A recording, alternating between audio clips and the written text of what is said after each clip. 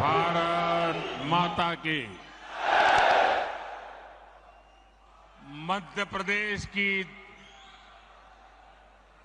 धरती भाजपा को दुनिया का सबसे बड़ा राजनीतिक दल बनाने में इस धरती की बहुत बड़ी भूमिका है।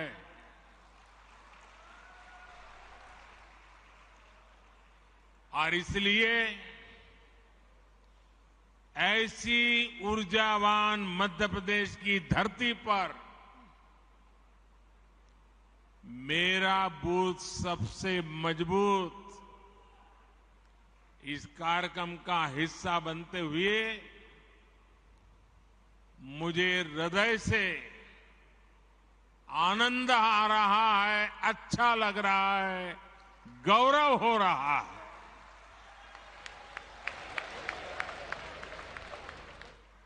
अभी कुछ ही देर पहले ही मुझे देश के 6 राज्यों को जोड़ने वाली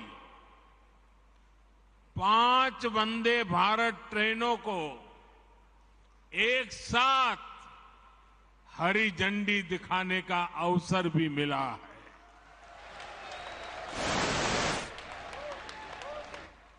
मैं मध्य प्रदेश, झारखंड, बिहार, कर्नाटका, गोवा और महाराष्ट्र की जनता को इस आधुनिक वंदे भारत ट्रेन की कनेक्टिविटी के लिए बहुत बहुत बधाई देता हूं। और इसमें मैं एमपी को भी विशेष बधाई दूंगा, क्योंकि आज एक साथ 2 वंदे भारत ट्रेनें ये मेरे मध्य प्रदेश के भाई बहनों को मिली है। अभी तक यात्री भोपाल से दिल्ली के बीच वंदे भारत एक्सप्रेस के सफर का आनंद ले रहे थे। अब भोपाल से इंदौर और भोपाल से जबलपुर का सफर तेज भी होगा, आधुनिक भी होगा और सुविधा से संपन्न भी होगा। साथियों, मैं जानता हूं कि आप सभी अपने अपने बूथ में वर्ष भर बहुत व्यस्त रहते हैं। केंद्र सरकार के 9 वर्ष पूरे होने पर देश भर में जो कार्यक्रम हो रहे हैं और उसमें आप लोग जो मेहनत करते हैं, दिन रात जुटे रहते हैं, उसकी जानकारियां लगातार मुझ तक पहुंच रही है। मैं जब अमेरिका और मिस्र में था तब भी आपके प्रयासों के बारे में मुझे लगातार जानकारी मिलती रहती थी।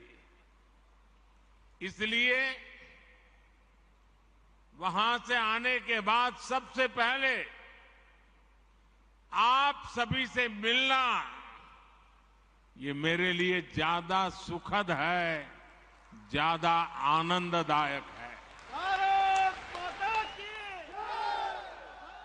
साथियों, भाजपा की सबसे बड़ी ताकत भाजपा की सबसे बड़ी ताकत ये सबसे बड़ी ताकत आप सभी कार्यकर्ता है।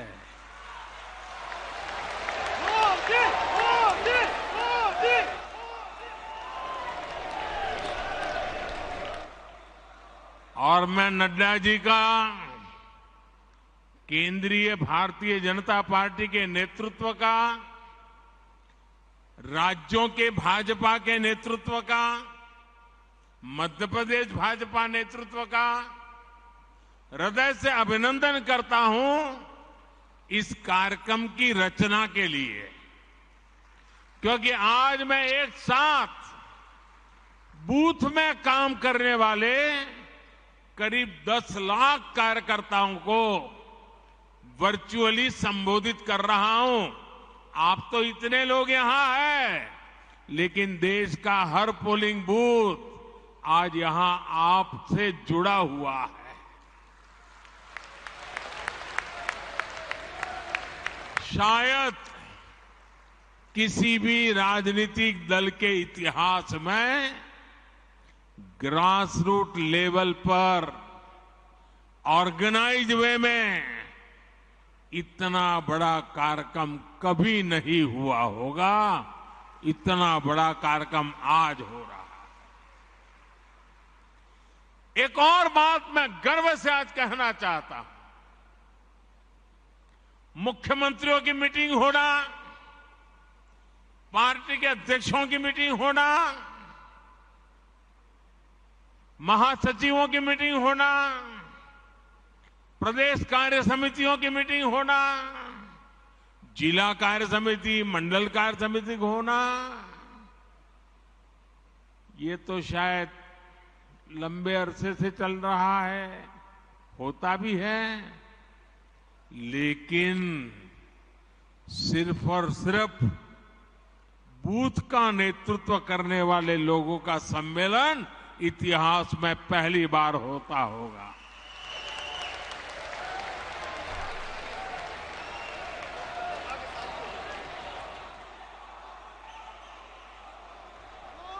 साथियों,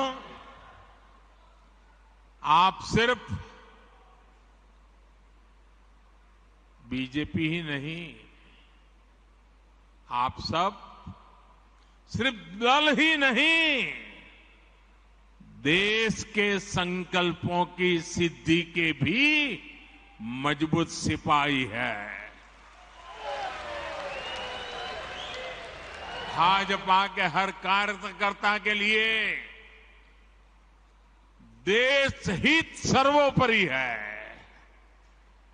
दल से बड़ा देश है।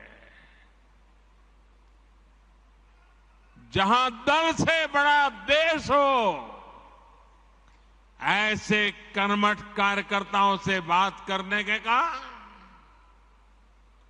मेरे लिए भी एक मंगल अवसर है।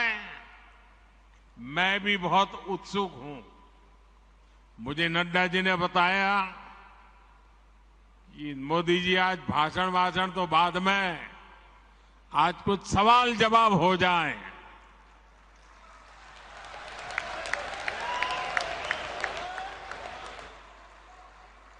मैंने भी बात को मान लिया। आइए बातचीत का सिलसिला शुरू करते हैं। हमारी बहन जी वहां से जैसे भी आगे आज्ञा करेगी, मैं अपनी गाड़ी आगे चलाऊंगा।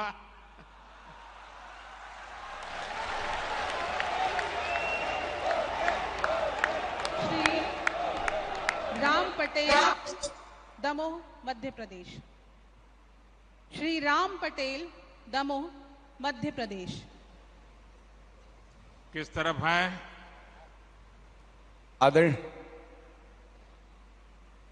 हाँ बताइए, बताइए। आदरणीय मोदी, देख रहा है, मैं स्क्रीन पे देख रहा हूं, आपको बताइए।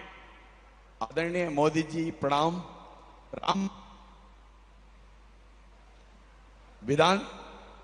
राम पटेल दमोह से टिकट का प्रभारी हूं। बूथ 171 दमोह से आपको प्रणाम करता हूं। आपसे मैं प्रश्न करना चाहता हूं। आपने भी खुद मंडल स्तर पर तक कार्यकर्ता बन करके काम किया है। ऐसे में आप राजनीति के अतिरिक्त सामाजिक जुड़ाव को कैसे देखते हैं, आपसे पूछना चाहता हूं आदरणीय प्रधानमंत्री जी। एक तो मुझे अच्छा लगा कि आप रोज की राजनीति की आपाधापी के बजाय किसी और दिशा में सवाल को लाए हैं। आप बैठिए, मेरा जवाब थोड़ा लंबा हो जाएगा, आप बैठिए आराम से। देखिए, जो एक बूथ होता है वो अपने आप में एक बहुत बड़ी इकाई है। हमें कभी भी बूथ की इस इकाई को छोटा नहीं समझना चाहिए। हमें अपने बूथ में राजनीतिक कार्यकर्ता से भी ऊपर उठकर समाज के लिए सुख दुख के साथी के रूप में अपनी पहचान बनानी चाहिए। और बहुत सी ऐसी चीजें होती हैं जिसमें जमीन का फीडबैक बहुत जरूरी होता है। जो बूथ के हमारे साथी हैं वे इसमें बहुत बड़ी भूमिका निभाते हैं। प्रधानमंत्री भी या मुख्यमंत्री भी अगर कोई सफल नीति बनाता है तो मान लेना किसी न किसी बूथ के कार्यकर्ता के दी हुई जानकारी की ताकत बहुत बड़ी होती है। हम भारतीय जनता पार्टी के कार्यकर्ता उनमें से नहीं है जो एयर कंडीशन कमरों में बैठकर पार्टियां चलाते हैं और फतवे निकालते रहते हैं। हम तो वो लोग हैं जो गांव-गांव जाकर गर्मी हो, बारिश हो, कड़कड़ाती ठंड हो, हर मौसम, हर परिस्थिति में जनता के बीच जाकर के खुद को खपाने वाले यहां लोग हैं। और इस वजह से बूथ का बहुत मजबूत होना बहुत स्वाभाविक है। मुझे याद है कि अगर ये बूथ कमेटी नहीं होती तो शायद ही कभी उज्ज्वला योजना का विचार ही नहीं आता। साथियों, ये आपकी निरंतर कोशिश होनी चाहिए,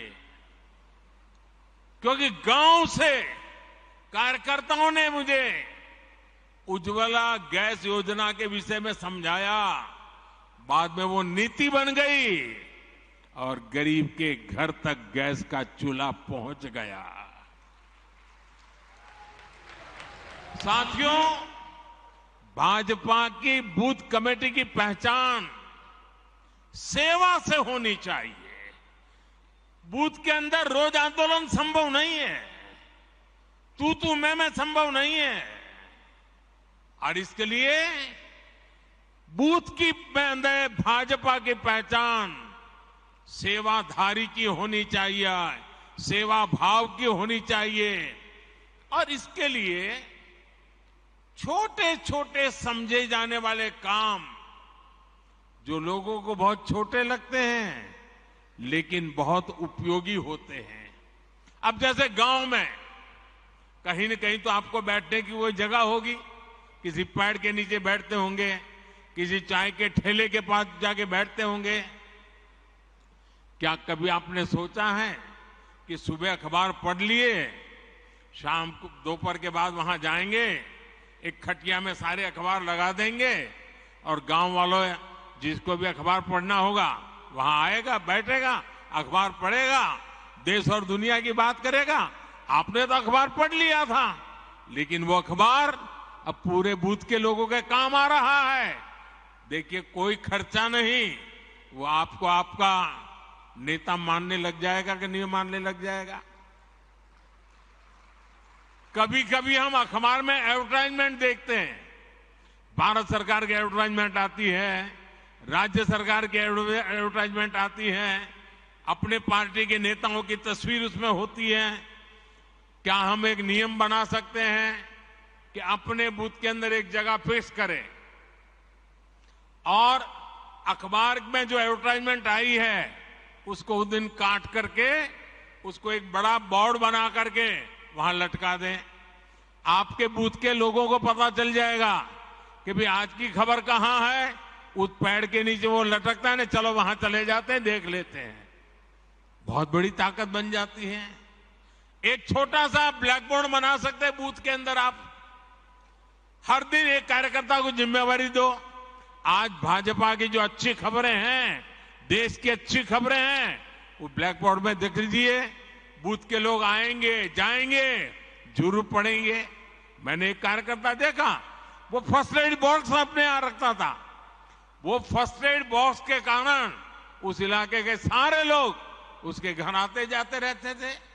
इससे गांव के लोगों में विश्वास बढ़ेगा कि अगर कोई समस्या हुई, कोई उपचार करवाना है, तो वो भाजपा के अपने भाई है ना, उसके घर में फर्स्ट एड बॉक्स है, चलो भाई पहुंच जाते हैं। घर में किसी की बीमारी है, थर्मोमीटर चाहिए, चलो उसके यहां से ले आते हैं। घर में कोई तकलीफ है, चलिए गर्म पानी की थैली चाहिए, चलिए उनके यहां मिल जाएगी, मांग करके ले आते हैं। आप एक सामाजिक नेता बन जाएंगे। देखिए, बूथ के अंदर संघर्ष की जरूरत नहीं होती है, सेवा ही एकमात्र माध्यम होता है। आप अपने अखबार, जैसा मैंने कहा, पढ़ने की व्यवस्था पर जोर दें। कुछ अपने मैगजीन होते हैं, कमल संदेश है, और भी हमारी पार्टी के कई अखबार निकलते हैं। जैसे मैं गुजरात में था, मनोगत नाम का अखबार निकलता था।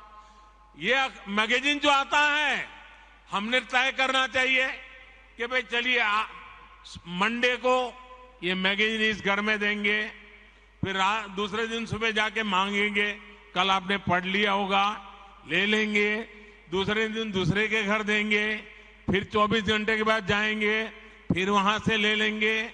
हमारा एक कमल संदेश होगा, हमारा एक मैगजीन होगा, तय करेंगे।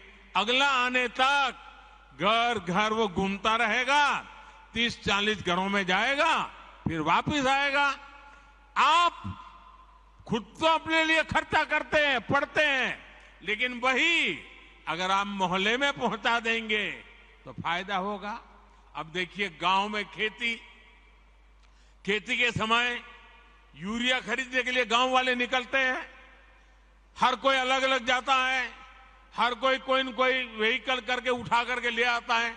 मान लीजिए आपने गांव वालों को इकट्ठा कर दिया, उनका एक व्हाट्सएप ग्रुप बना दिया और आपने उनको कहा, अच्छा भाई देखिए, बताओ किसको कितना यूरिया चाहिए, चलिए 2-4 लोग मेरे साथ, और हम सब मिलकर के पूरा गांव का यूरिया एक ही व्हीकल में ले आए, तो किराया कम हो जाएगा, गांव के लोगों का पैसा बच जाएगा।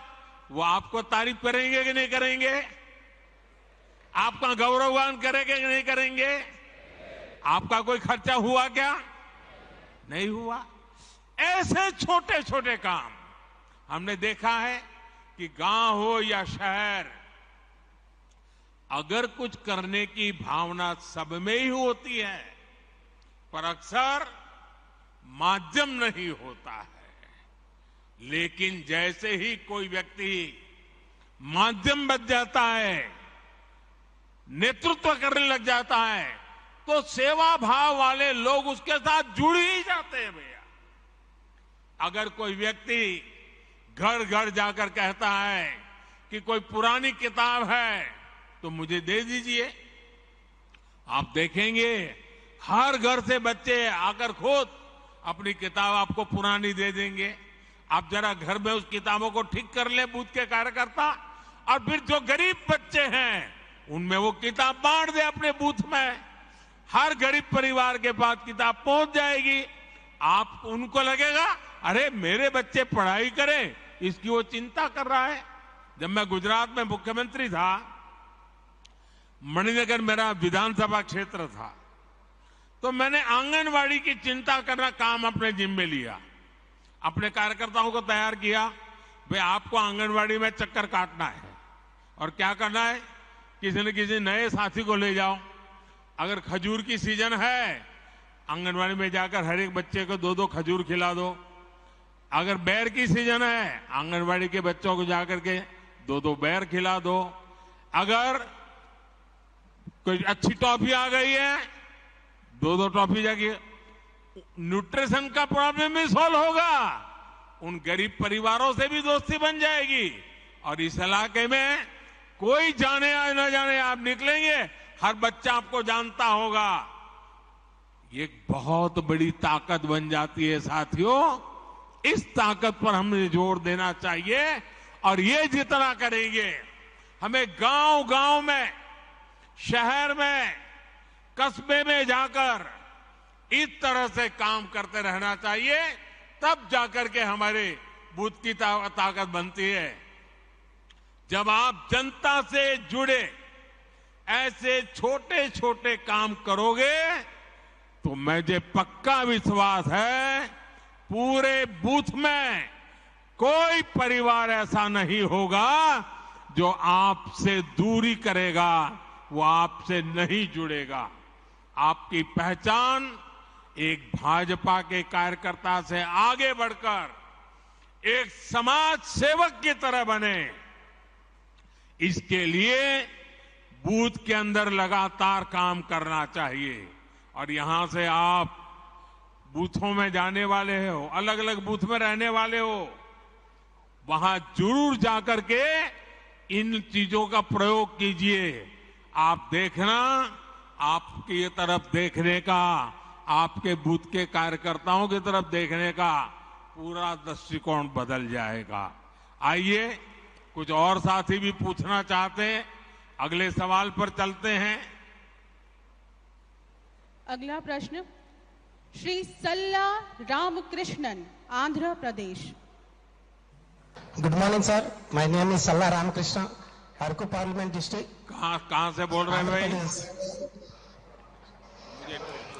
हाँ, दिखाई दिया। हाँ, बोलिए। नमस्ते। हाँ, मैं सल्ला रामकृष्ण सर, स्क्रीन पे आपको देख अरकू रहा हूँ। Parliament district. एक आराम से फिर से बताइए, जरा आराम से सवाल बताइए। Salla Ramakrishna sir, Araku parliament district sir. I am belongs to tribal community, Paderu assembly, booth number 281 sir. My question to you sir, our government is doing so much activities in India level sir, in village level also. As worker as a BJP, I want to ask how to go to the field to contribute in this process sir. बैठिए। आप काम तो कर ही रहे, कहीं ज्यादा काम करने के लिए कह रहे हैं।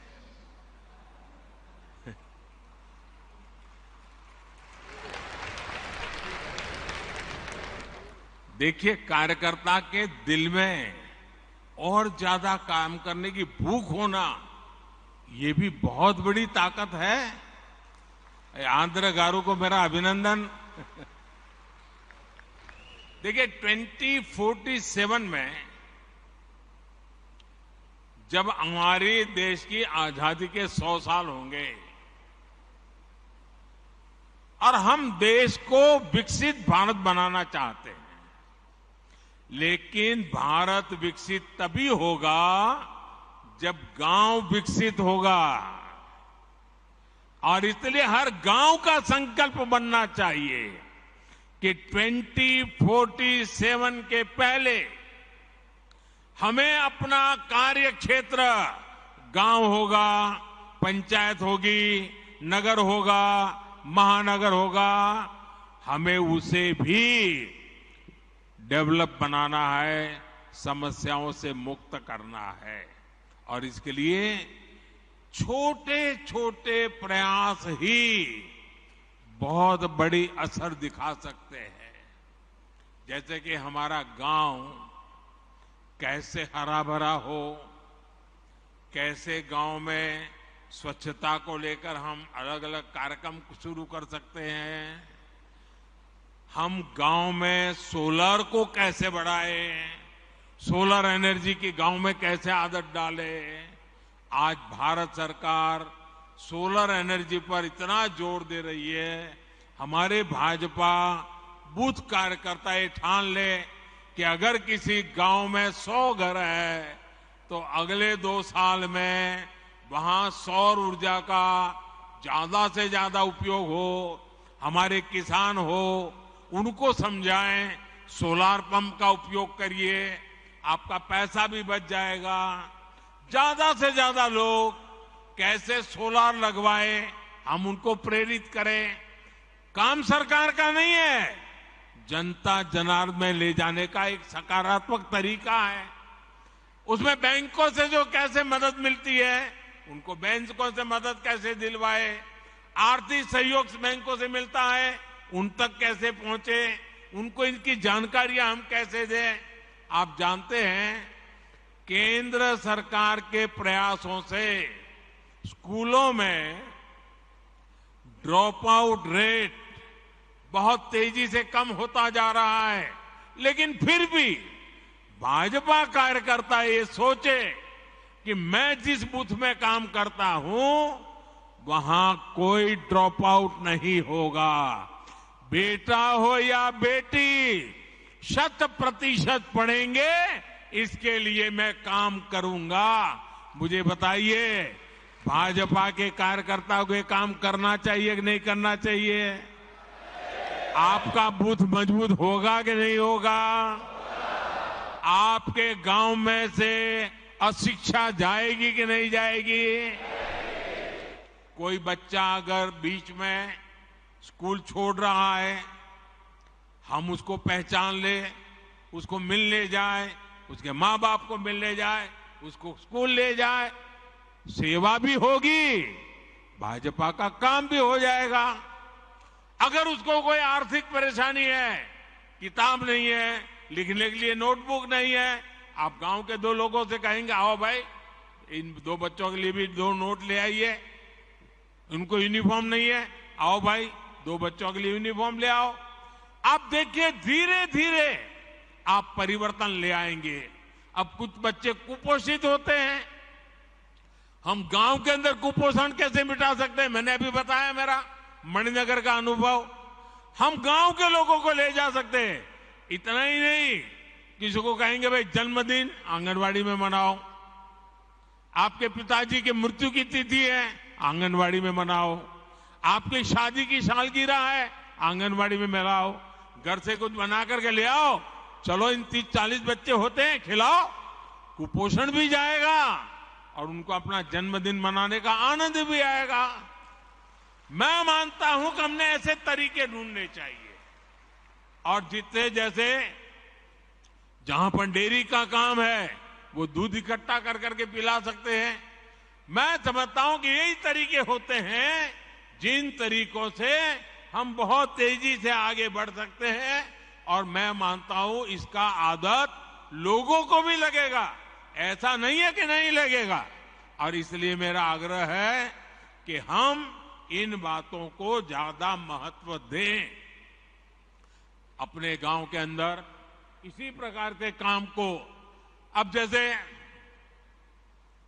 अंकुरित मूंग होता है, अंकुरित चना होता है, अपने घर में करें 100 ग्राम, इतना अंकुरित हो जाएगा।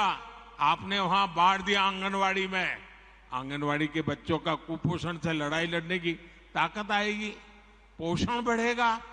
देखिए, सरकार की योजनाओं से ज्यादा समाज की शक्ति जुड़ जाती है तो निश्चित परिणाम अवश्य मिलते हैं।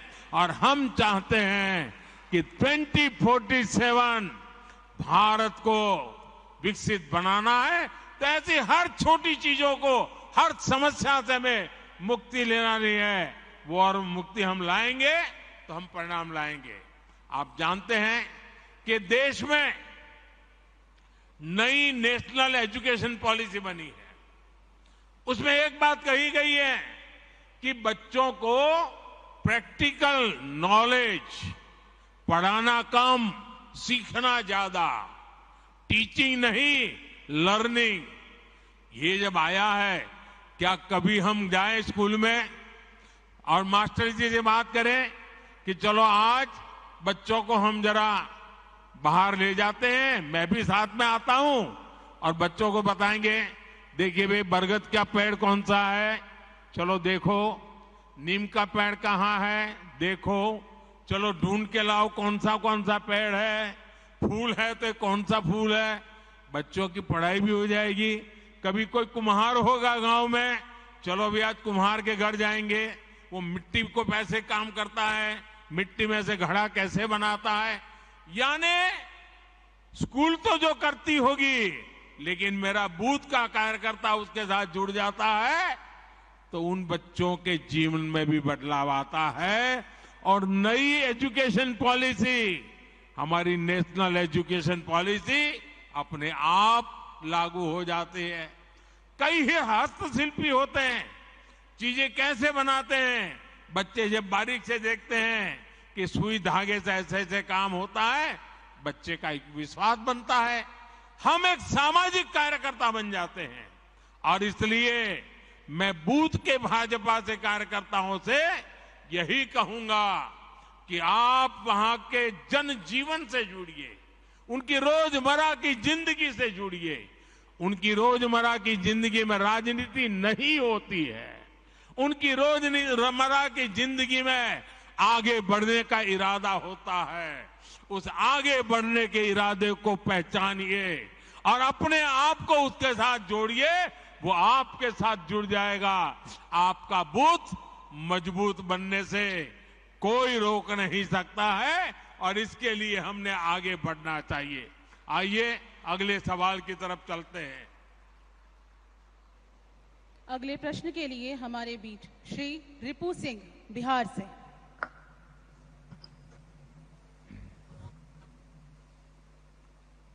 बताइए। माननीय प्रधानमंत्री जी, मैं बिहार के पावन धरती से मैं आपको प्रणाम करता हूं। मेरा नाम रिपू सिंह हुआ। कहाँ से हैं आप? जी, कहाँ से हैं?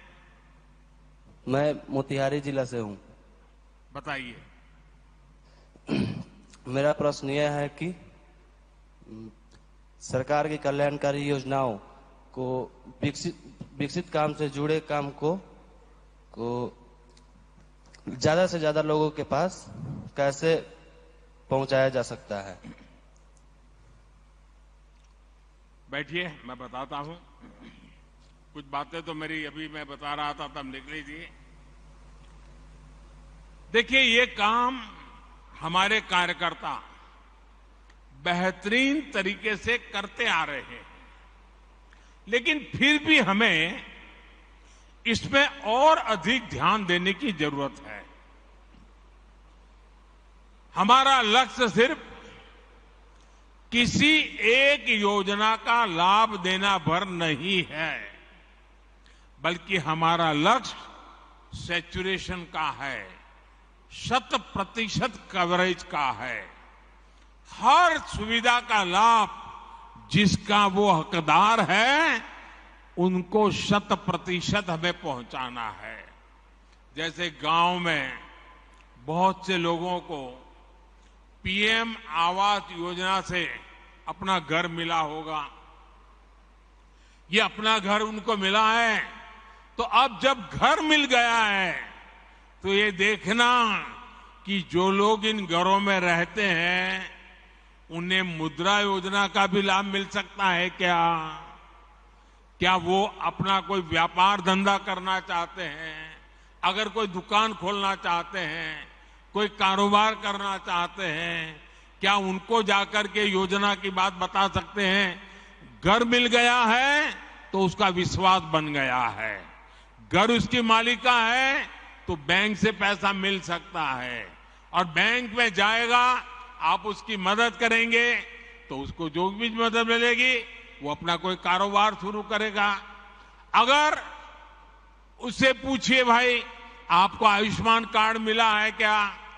गरीब परिवार को 5 लाख रुपए तक की बीमारी के समय मदद मोदी जी के यहां से आती है। ये बता करके उसको कार्ड दिखाइए और उसको बताइए देखिए अपने गांव के फलाने को ये लाभ मिला है, टिकने को मिला है, पड़ोस वाले गांव को उसको मिला है, तो उसका विश्वास बढ़ेगा। वो पहले बीमारी छिपाता था, छिपाएगा नहीं। ये सारे काम, ये सारी चीजें देखने का काम भाजपा के बूथ कार्यकर्ता एक दायित्व समझकर करता है। तो मैं समझता हूं कि सरकार की योजनाओं का सही लोगों को सही समय पे पूरा लाभ मिल सकता है। हमें ध्यान रखना चाहिए कि हमको गरीब को मुसीबत से मुक्त करना है। आप गांव के लोगों को सरकार की योजना के बारे में जानकारी देने के लिए सोशल मीडिया पर अपने गांव का, बूथ का ग्रुप बना सकते हैं। आप नमो ऐप पर अनेक योजनाओं की जानकारी उनको दे सकते हैं। आपको देखना चाहिए आपके बूथ के लोग आपके एमपी के साथ सोशल मीडिया में जुड़े हैं, आपके एमएलए के साथ जुड़े हैं, आपके प्रदेश अध्यक्ष, राष्ट्रीय अध्यक्ष उनके साथ जुड़े हैं, नमो ऐप के साथ जुड़े हैं। इनको आपने जोड़ना चाहिए, इनको सिखाना चाहिए। इससे उनको सभी योजनाओं का पता चलेगा और ये सारी बातें उनकी स्थानीय भाषा में होती है। अंग्रेजी जानने की जरूरत नहीं पड़ती है। जिस भाषा में लोग समझते हैं उस भाषा में आप जानकारी उनको पहुंचा सकते हैं। जब लोग मिले तो आप बताइए कि उस पर चर्चा कीजिए, उनसे बातें कीजिए। साथियों, एक चीज और मैं बीजेपी के हर कार्यकर्ताओं को कहना चाहता हूं, जब हम अपनी एक बात को तुलनात्मक तरीके से कहते हैं तो सामान्य मानवी को ज्यादा समझ आता है और इसके लिए हमें अध्ययन करना चाहिए। हमने अपने मोबाइल में लिख करके रखना चाहिए, अपनी डायरी में लिख करके रखना है। जब हम गैस कनेक्शन की बात करते हैं तो याद दिलाते हैं कि पहले इसी के लिए गैस कनेक्शन के लिए कहां कहां चक्कर काटना पड़ता था, किसकी सिफारिश लानी पड़ती थी, कितना भ्रष्टाचार करना पड़ता था। ये मोदी जी आए तब से सारा गया और आपको पहुंच रहा है। जब ये याद कराओगे ना तब उनको अपना काम की कीमत समझ में आएगी और इसका फर्क पड़ता है। आज देखिए, उज्ज्वला योजना की वजह से गैस कनेक्शन मिलना कितना आसान हो गया है, उनको कितना लाभ हो गया है। तो हम जब कोई भी बात तुलना के साथ समझाते हैं तो वो लोगों को ज्यादा याद रहता है। आप देख रहे हैं कि आज हर घर जल योजना के तहत कितना बड़ा काम हो रहा है। नल से जल 2019 के बाद जब से ये योजना शुरू हुई है तब से 9 करोड़, ये याद रखना चाहिए आपने, 9 करोड़ नए घरों में नल से जल पहुंचने लगा है। मुझे मध्य प्रदेश के ही लोग बताते हैं कि यहाँ ऐसे गांव में लोग अपनी बेटियों को शादी नहीं करते थे क्योंकि पानी की समस्याएं थी। आज हमने उन समस्याओं का समाधान किया है। आज जब गांव में नल से जल पहुंचने लगा है तो वहां जो बच्चे कंवारे रह जाते थे ना, उनकी शादी होने लगी है। इसलिए जब हम पुरानी परिस्थितियों से तुलना करके अपनी बात करते हैं तो इसका एक बहुत बड़ा अलग ही प्रभाव पड़ता है। आइए, और मुझे विश्वास है कि हम इन बातों को ठीक से करेंगे। अब एक अगले सवाल की तरफ चलते हैं।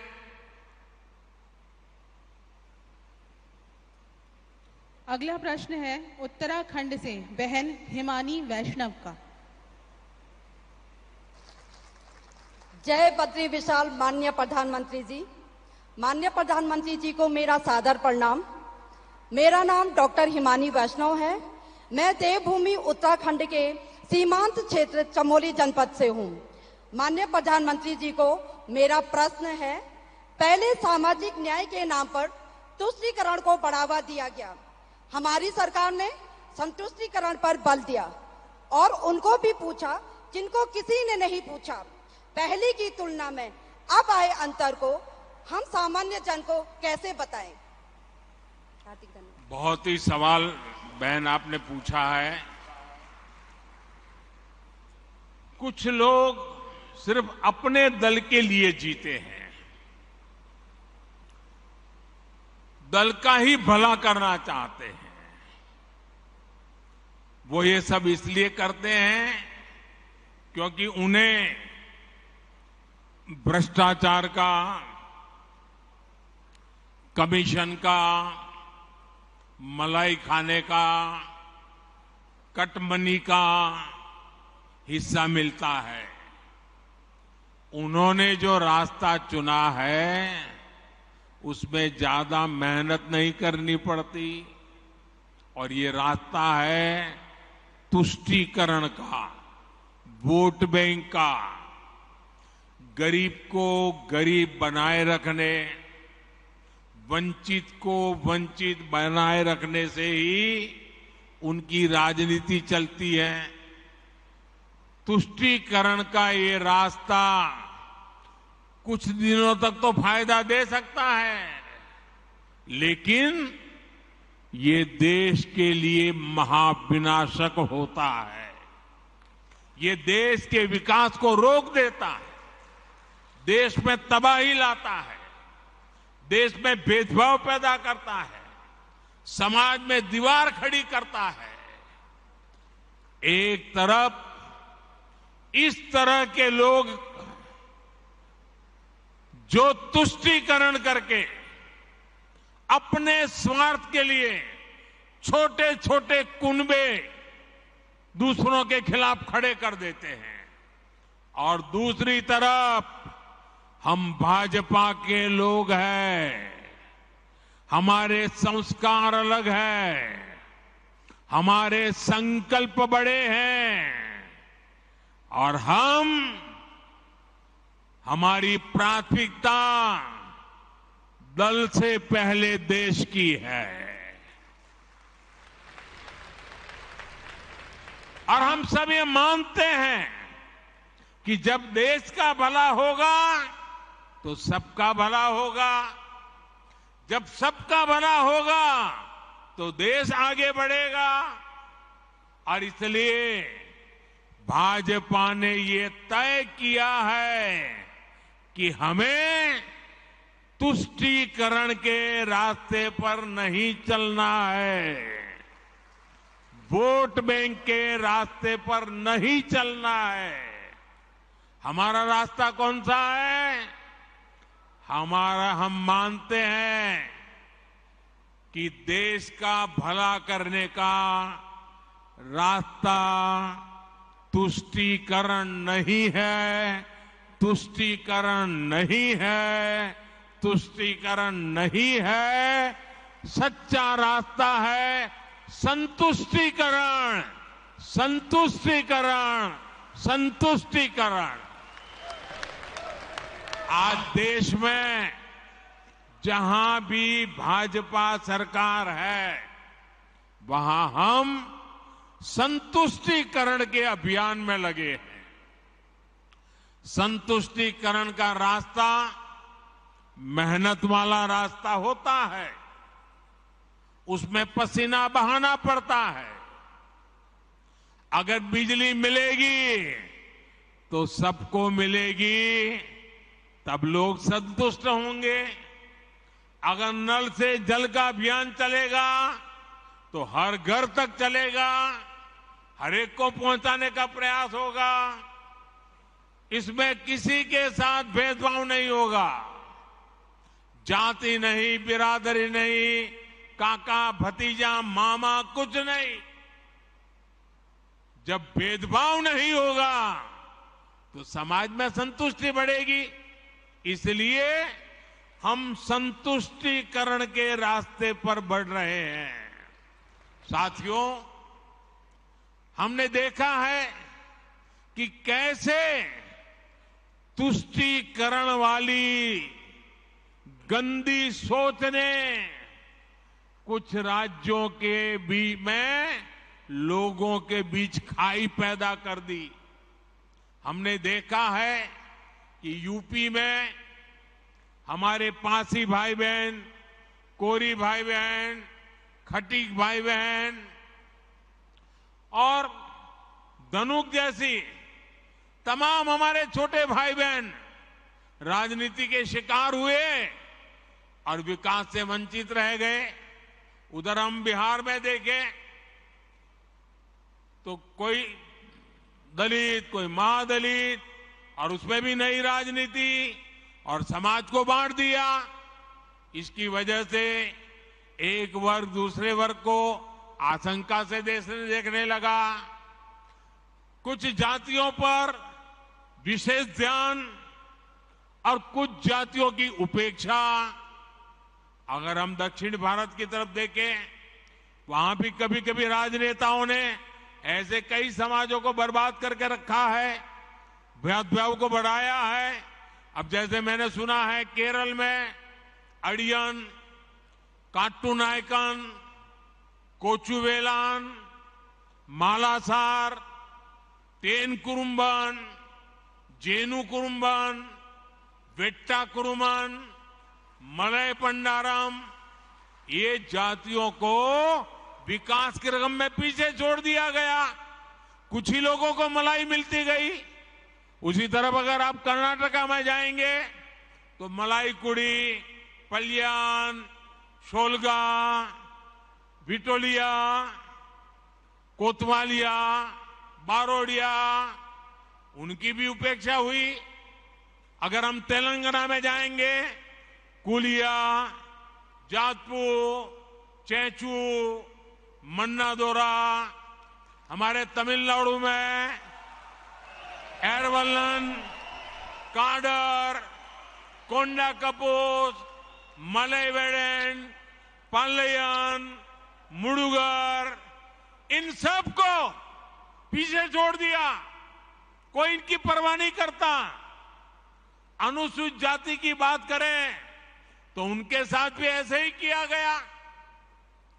केरल में अयनवर, कुसा, वल्लुवन, नलकादाया, पनन, तमिलनाडु में बेरा, माविलन, नैदी, थोटी, वल्लोन, जग्गली, जम्बुवलू, ऐसे अनेक जातियां हैं। क्या हाला करके रखा है उनका?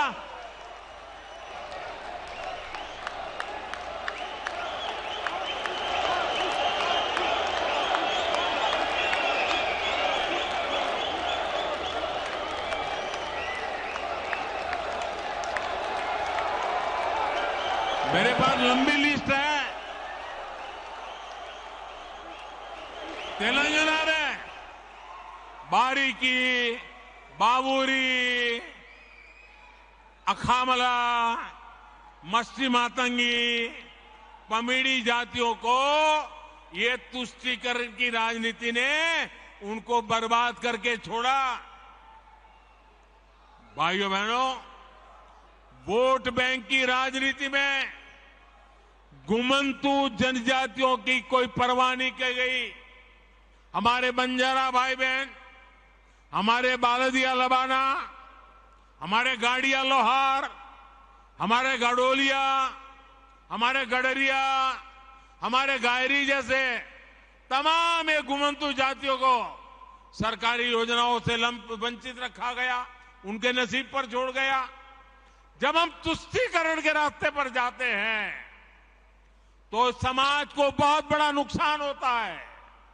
साथियों, पिछले 9 वर्षों में हमने ऐसे छोटे छोटे हर परिवार की, समाज के छोटे छोटे तबके की सूद ली, जिनकी पहले किसी ने सूद नहीं ली थी। आप देखिए, पीएम स्वनिधि योजना के तहत रेहड़ी पटरे ठेले फुटपाथ पर माल बेचते हैं, सब्जी बेचते हैं, ऐसे साथियों को पहली बार हमने बैंक में ले गए, बैंक के दरवाजे खोल दिए और उनसे बैंक से आसान कम ब्याज से पैसे दिलाने का काम किया। इसी प्रकार इस वर्ष के बजट में हम पीएम इस बार आने वाला है थोड़े दिन में। आपके पास भी कुछ सुझाव है तो मुझे भेजना। घोषणा की है हमने बजट में, पीएम विश्वकर्मा योजना लेकर के आए हैं। और ये पीएम विश्वकर्मा योजना हमारे विश्वकर्मा साथी जो हाथ और औजार से काम करते हैं, जैसे हमारे लोहार, सोनार, कुम्हार, सुथार, मूर्तिकार, कारीगर, मिस्त्री, ऐसे सभी साथियों को इस योजना के तहत मदद मिलने वाली है। साथियों, सामाजिक न्याय के नाम पर वोट मांगने वालों ने गांव और गरीब के साथ सबसे अधिक अन्याय किया है। भाजपा सरकार ने हमारे बंजारा भाई बहन और गुमंतु समुदाय के लिए वेलफेयर बोर्ड गठित किया। ओबीसी कमीशन को संवैधानिक दर्जा देने का काम भी भाजपा ने किया। और ये भाजपा सरकार ही है जिसने पहली बार गरीब परिवारों को भी शिक्षा और सरकारी भर्तियों में आरक्षण का लाभ दिया। तुष्टीकरण और संतुष्टीकरण में इतना बड़ा फर्क होता है और इसलिए हमारा रास्ता है संतुष्टीकरण, 100% सैचुरेशन। जैसा जैसा रेवेन्यू बढ़ेगा, मदद पहुंचती जाएगी। आइए अगले सवाल की तरफ चलते हैं। अगले प्रश्न के लिए बहन रानी चौरसिया उत्तर प्रदेश से जुड़ रही हैं।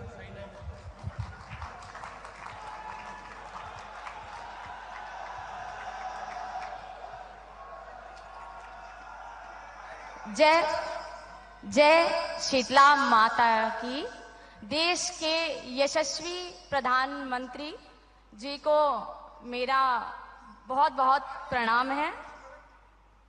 प्रधानमंत्री जी, वोट बैंक की राजनीति करने वाले उन्होंने देश को बहुत नुकसान पहुंचाया है। जैसे ही मोदी जी बड़ा काम देश के लिए करते हैं, इनका विरोध का नारा 7वें आसमान पे पहुंच जाता है।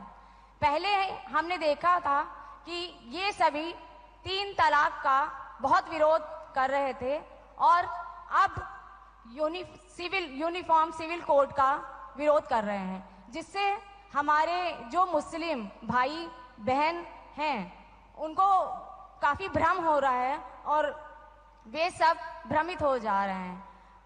कैसे इनको हम समझाएं? कृपया अपना मार्गदर्शन प्रदान करें।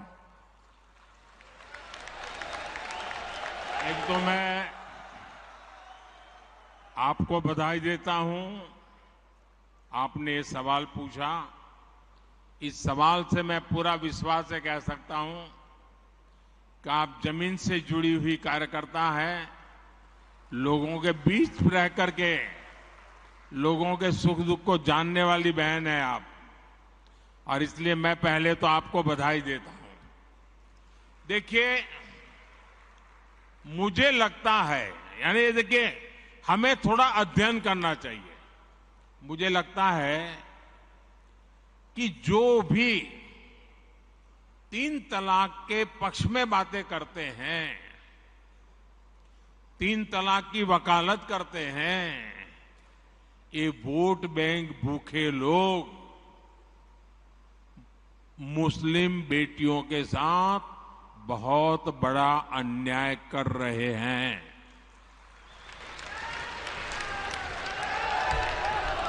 अच्छा, कुछ लोगों को लगता है कि भाई ये 3 तलाक से तो सिर्फ महिलाओं की बात हो रही है। 3 तलाक से जो नुकसान होता है ना, वो सिर्फ बेटियों को होता है ऐसा नहीं है, उसका दायरा उससे भी बड़ा है। आप सोचिए, बहुत ही अरमानों के साथ बेटी को शादी कर करके ससुराल भेजा हो और 8-10 साल के बाद 3 तलाक कह करके उसको कोई निकाल दे, तो उस माँ बाप का क्या होगा जिसके घर में बेटी वापिस आती है? उस भाई का क्या होगा? वो भाई, पिता, सब उस बेटी की चिंता में इतने दुखी हो जाते हैं। इसलिए 3 तलाक से सिर्फ बेटियों को ही अन्याय होता है इतना नहीं, पूरे परिवार तबाह हो जाते हैं। माता, पिता, भाई सब दुखी हो जाते हैं। और देखिए, दुनिया के अनेक मुस्लिम बाहुल्य देश, इसका इस्लाम से संबंध होता तो दुनिया का कोई मुस्लिम देश 3 तलाक खत्म नहीं करता। मुस्लिम बाहुल्य देश जहां पूरी तरह इस्लाम राज्य है, वहां भी 3 तलाक बंद कर दिया है। मैं परसों इजिप्ट में था, मिस्र में था। मिस्र में, इजिप्ट में 90% से ज्यादा सुन्नी मुसलमान समाज है और इजिप्ट में आज से 80-90 साल पहले 3 तलाक की प्रथा को समाप्त कर दिया। हमसे 90 साल पहले। अगर 3 तलाक इस्लाम का जरूरी अंग है तो पाकिस्तान में क्यों नहीं होता भाई? अगर 3 तलाक इस्लाम का जरूरी अंग है तो इंडोनेशिया में क्यों नहीं होता? अगर 3 तलाक इस्लाम का जरूरी अंग है तो कतर, जॉर्डन, सीरिया, बांग्लादेश, ये तो सारे मुस्लिम बस्ती वाले देश हैं, वहां पर उनको बंद क्यों कर दिया?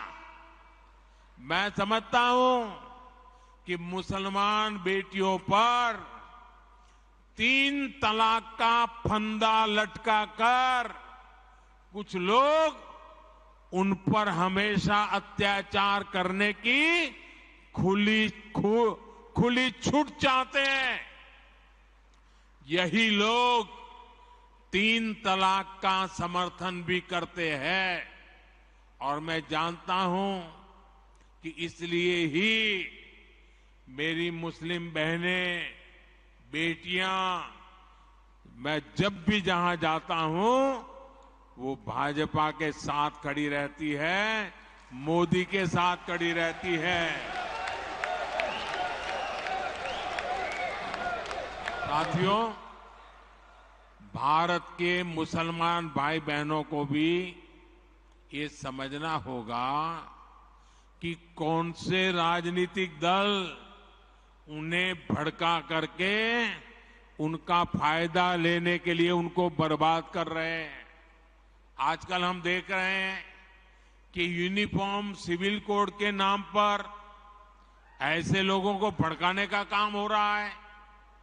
आप मुझे बताइए, एक घर में परिवार के एक सदस्य के लिए एक कानून हो, परिवार के दूसरे सदस्य के लिए दूसरा कानून हो, तो क्या वो घर चल पाएगा? क्या कभी भी चल पाएगा क्या?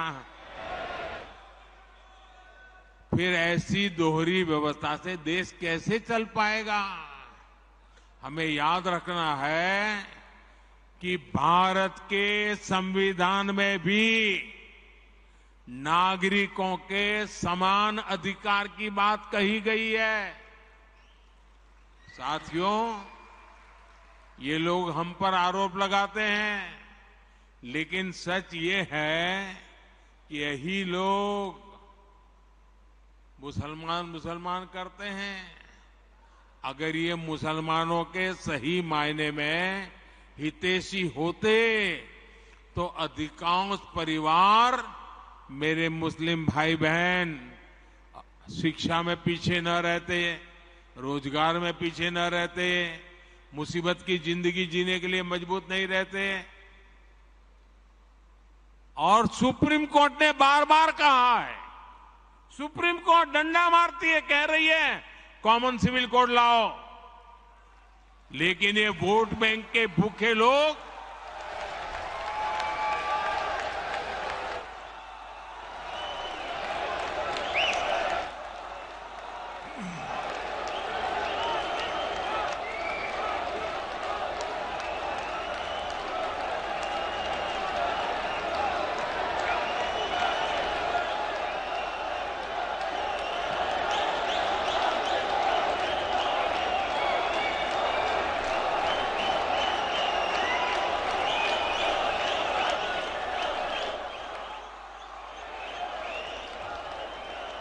अच्छा, मैं आपको एक और बात बताना चाहता हूं।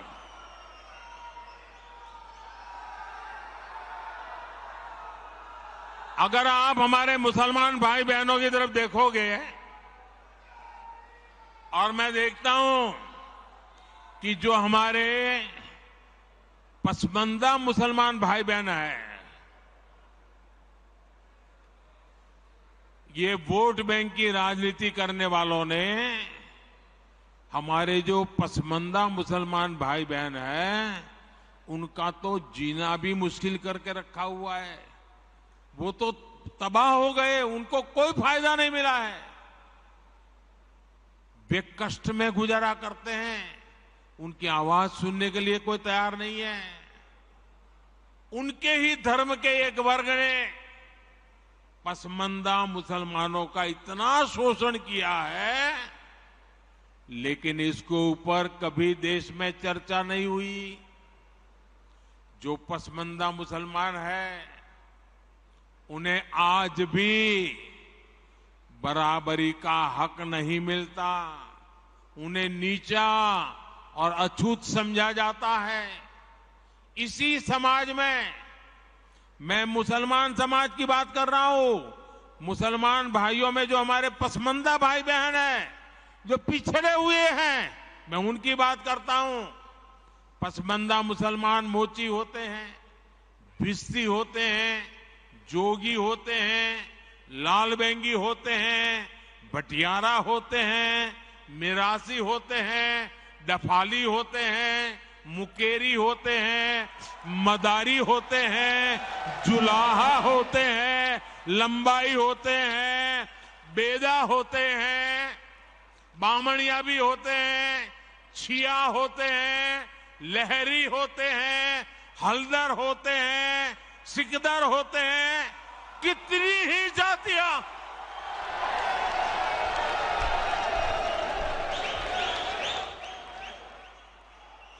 ये सब इतने पिछड़े रहे हैं, इनके साथ इतना भेदभाव हुआ है। भाइयों बहनों, इस भेदभाव का नुकसान उनकी कई पीढ़ियों को भुगतना पड़ा, लेकिन भाजपा देश के हर नागरिक के लिए सबका साथ, सबका विकास की भावना से काम कर रही है। आयुष्मान भारत योजना ने उन्हें भी स्वास्थ्य सुविधा का हक दिया है। पीएम आवास योजना के तहत उन्हें भी अपना पक्का घर मिल रहा है। बीजेपी के कार्यकर्ता जब इन तथ्यों और तर्कों के साथ मुसलमान भाई बहनों के पास जाएंगे, तो उन्हें ज्यादा बेहतर तरीके से समझाएंगे और उनका भ्रम भी दूर होगा। और इसलिए आपने जो सवाल मुझे बहन जी पूछा है, बड़े विश्वास के साथ जाइए और उनके सुख दुख दूर करने में, उनकी कठिनाइयों को दूर करने में एक कार्यकर्ता के नाते समानता का भाव से आप प्रयास कीजिए। जरूर वो आपकी बात मानेंगे, समझेंगे भी। आइए अगला सवाल पूछते हैं। गुजरात राज्य से हेतल बेन जानी अपना सवाल पूछें।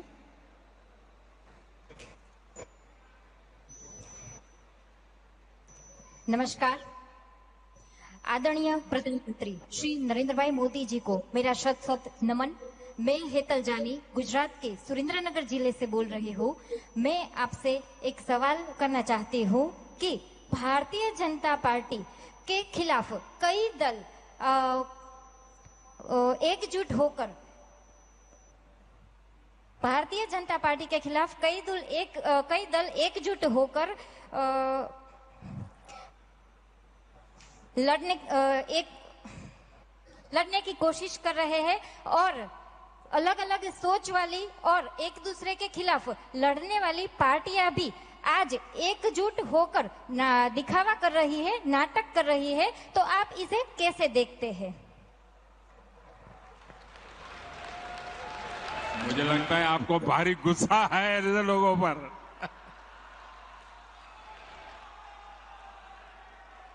देखिए, ऐसे लोगों पर गुस्सा मत कीजिए, दया कीजिए उन लोगों पर।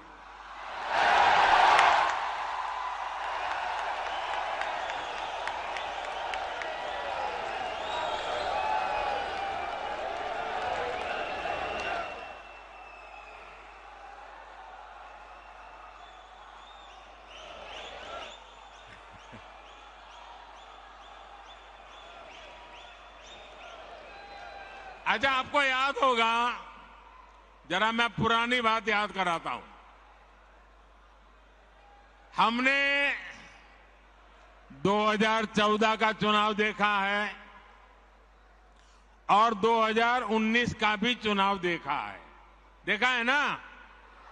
याद है ना? 2014 के हालात क्या थे, याद है ना? 2019 के हाल क्या थे, वो याद है ना? भाजपा के जो घोर विरोधी दल है, 2014 हो या 19, वो कितने ही घोर विरोधी थे, लेकिन उन दोनों चुनावों में हमने देखा कि इतनी छटपटाहट नहीं दिखी जितनी आज दिख रही है।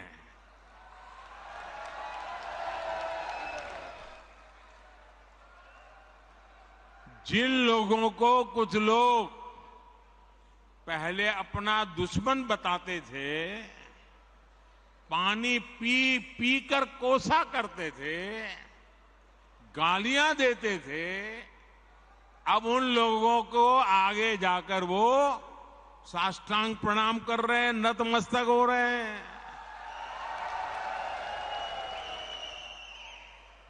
ये उनकी मजबूरी है। ये विपक्षी दलों की इन हरकतों से, उनकी घबराहट से साफ है कि देश की जनता ने 2024 के चुनाव में भाजपा को वापस लाने का मन बना लिया है।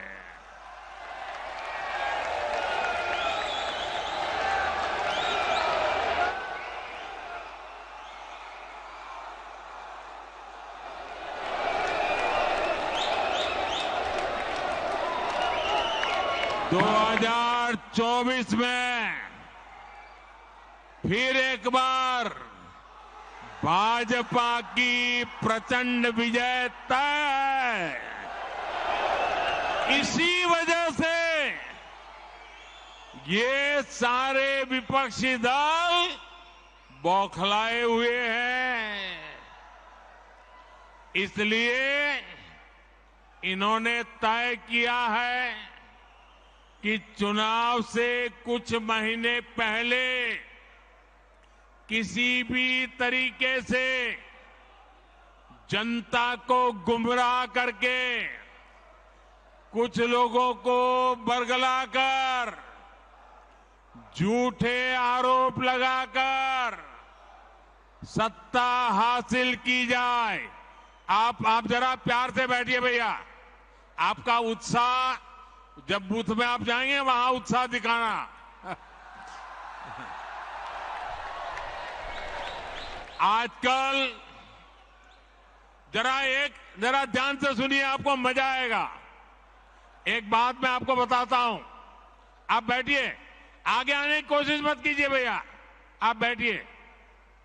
आजकल एक नया शब्द बहुत पॉपुलर किया जा रहा है, वो शायद शब्द आपके कान पर भी आया होगा। वो जो नया शब्द पॉपुलर किया जा रहा है वो शब्द है गारंटी। बार बार शब्द आता है गारंटी। भाजपा के कार्यकर्ताओं की ये बहुत बड़ी जिम्मेदारी है कि लोगों को बताएं कि असल में ये विपक्षी दल किस चीज की गारंटी है। जानना चाहिए ना भाई, ये विपक्षी सब जो है वो किस चीज की गारंटी है। ये सारे लोग, ये दल गारंटी है भ्रष्टाचार की। ये गारंटी है लाखों करोड़ रुपयों के घोटालों की।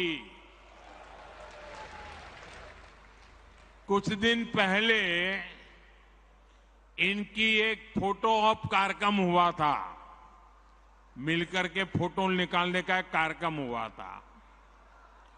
इस बैठक में शामिल दलों के इतिहास को देखेंगे तो पता चलेगा कि वो सब मिलकर के, जितने भी लोग वो फोटो में दिखते हैं ना, एक एक को जरा देख लीजिए, उन सबका मिलकर के टोटल लगाएंगे तो ये सारे मिलकर के कम से कम 20 लाख करोड़ के घोटाले की गारंटी है।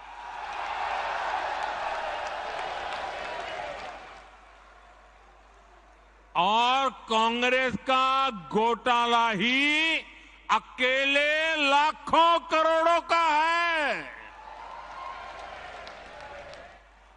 1,86,000 करोड़ का कोयला घोटाला, 1,76,000 करोड़ का 2G घोटाला, 70,000 करोड़ रुपए का कॉमनवेल्थ घोटाला शामिल है, 10,000 करोड़ रुपए का मनरेगा घोटाला, हेलीकॉप्टर से लेकर सबमरीन तक कांग्रेस के घोटाले से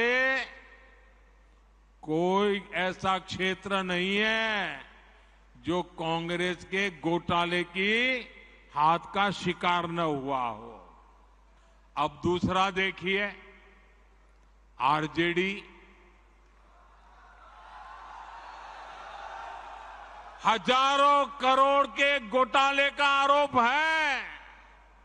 चारा घोटाला, अलकतरा घोटाला, पशुपालन शेड घोटाला, बाढ़ राहत घोटाला। आरजेडी के घोटालों की इतनी लंबी सूची है, अदालतें भी थक गई, एक के बाद एक सजा घोषित करती चली जा रही है। उधर तमिलनाडु में देखिए, डीएमके पर अवैध तरीके से 1.25 लाख करोड़ की संपत्ति बनाने का आरोप, टीएमसी पर भी 23,000 करोड़ रुपए से ज्यादा के घोटाले का आरोप, रोजवेली घोटाला, शारदा घोटाला, शिक्षक भर्ती घोटाला, गो तस्करी घोटाला और कोयला तस्करी घोटाला। बंगाल के लोग ये घोटाला कभी भूल नहीं सकते। अगर मैं एनसीपी की बात करूं तो एनसीपी पर भी करीब करीब 70,000 करोड़ रुपए के घोटालों का आरोप है। महाराष्ट्र स्टेट कोऑपरेटिव बैंक घोटाला, महाराष्ट्र सिंचाई घोटाला, अवैध खनन घोटाला, इनकी लिस्ट भी बहुत लंबी है। इन पार्टियों के घोटालों का मीटर कभी डाउन ही नहीं होता। मैं तो कहूंगा कि बीजेपी के किसी कार्यकर्ता को कोशिश करनी चाहिए कि इन पार्टियों का घोटाला मीटर बनाने की एक बढ़िया, आप में से जो इनोवेटिव हो ना, बढ़िया इनके घोटालों का मीटर बढ़ा दीजिए। हाँ, इन पार्टियों के पास घोटालों का ही अनुभव है, इसलिए अगर कोई गारंटी है इनकी तो एक ही गारंटी है, और वो गारंटी है घोटालों की गारंटी। अब देश को तय करना है, क्या ये घोटालों की गारंटी को देश स्वीकार करेगा? देश स्वीकार करेगा? लेकिन दोस्तों, मैं आपके बीच में से पल करके बड़ा हुआ हूं, आपसे साथ काम करते करते आपने मुझे यहां पहुंचाया है, तो आज मैं भी एक गारंटी देना चाहता हूं। दे दूं? दे दूं? दे दूं? अगर उनकी घोटाले की गारंटी है तो मोदी की भी एक गारंटी है।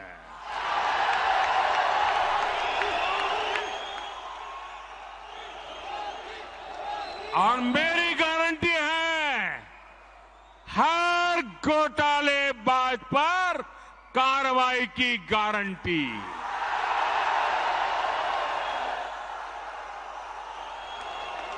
हर चोर लुटेरे पर कार्रवाई की गारंटी।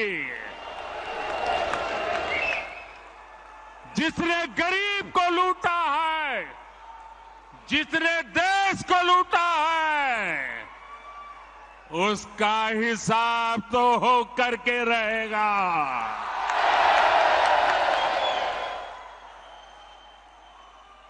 आज जब कानून का डंडा चल रहा है, जब जेल की सलाखें सामने दिख रही है, तब जाकर के ये जुगलबंदी हो रही है। इनका कॉमन मिनिमम प्रोग्राम भ्रष्टाचार के विरुद्ध एक्शन से बचने का ही है। भाजपा के बूथ स्तर के कार्यकर्ता इस बात को गांव-गांव तक पहुंचाएंगे तो लोगों को इनकी वास्तविकता का पता चल ही जाएगा। लोग स्वयं जागरूक है, वो देख रहे हैं इस विपक्षी एकता की कोशिश के पीछे सभी दलों की क्या मंशा है। उन दलों की असली पहचान 20 लाख करोड़ रुपए के घोटाले की गारंटी है। यही उनका इतिहास है। आप देखिए कि गांव में कोई अपराधी जब अपनी जेल में सजा काटकर गांव में आता है तो उसे लेकर क्या रवैया रहता है। वो लोग उसके पास जाते हैं और उसे जानने की उत्कंठा रहती है कि जेल कैसी होती है। जिनको खुद जेल का डर होता है अब पटना से बढ़िया जगह क्या हो सकती है।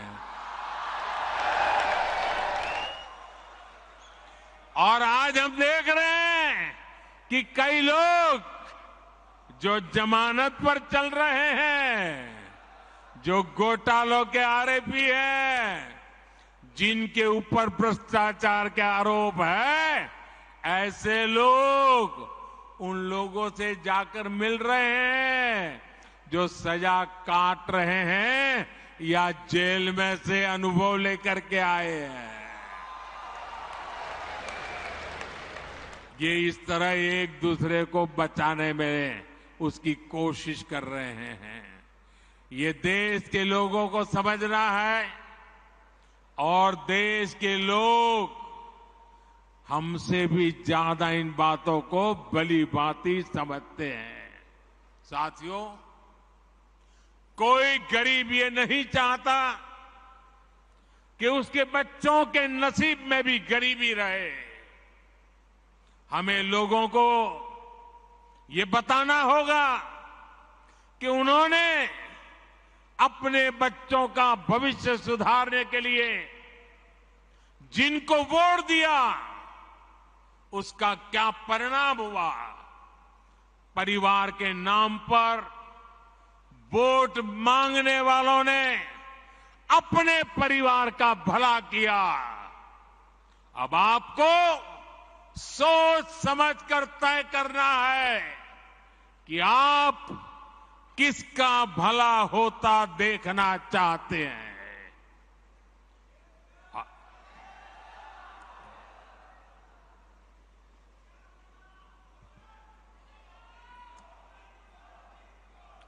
आपको गांधी परिवार के बेटे बेटी का विकास करना हो तो फिर कांग्रेस को वोट दीजिए।